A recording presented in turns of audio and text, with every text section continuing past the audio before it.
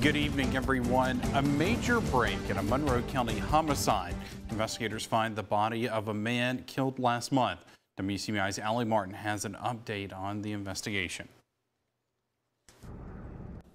After weeks of tracking down leads and talking to numerous people in the search for 39-year-old Jack Cowan, investigators ended up at the Cedar Grove Cemetery in Hamilton. Thankfully, the body had not been placed in a grave site, but it was placed kind of to the edge of the cemetery near the woods, between the drive and the woods, and we were able to dig down a few feet and recover what we believe to be the remains of Jack Cowan. The case began last month when deputies responded to a 911 call reporting a burned-out vehicle on the waterway levee near Amory. A missing persons case was then started for Cowan, who was the driver of that car. Within a week, 4 people, including Cowan's girlfriend, 28-year-old Kayla Johns, were arrested in connection with his murder. Also arrested were 37-year-old Tommy Jean Randolph and 36-year-old Brian Lee Hoover. Both men knew each other from stints in prison and a halfway house. 38-year-old Melanie Elizabeth Tate was charged with accessory after the fact. While the sheriff says the case is drug-related, he says Cowan was not involved in any illegal activity.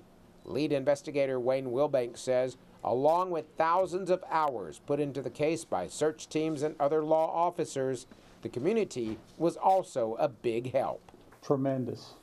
There was a lot of citizens in the Hamilton area that we didn't realize had video.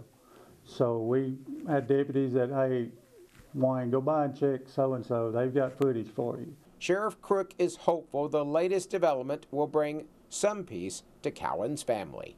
Hopefully it brings some kind of relief and to the family that we've recovered his body, but we also know that there are also questions that will linger until court time, and so we hope to get this thing in court as soon as possible and get justice for Mr. Cowan.